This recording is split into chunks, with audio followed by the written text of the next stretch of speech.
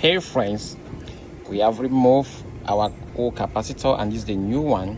So let's verify if actually this one is dead, from this unit. And let's take hem to common, this hem to fan first. If we don't have 7.5 is that, then we also take common to hem.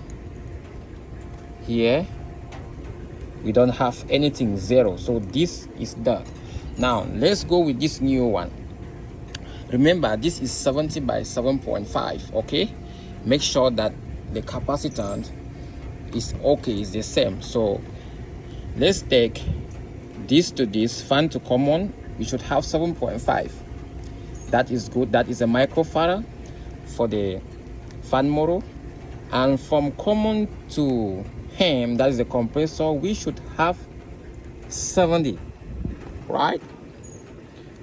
It's going up. We have to wait for some time, let it go up to like 70. You have 67, that's almost 70. So this is good, this is that. That is why this unit wasn't running. It couldn't start, the compressor couldn't start, and the fan motor could not start. So this is trash. We're gonna put this in and we're good to go.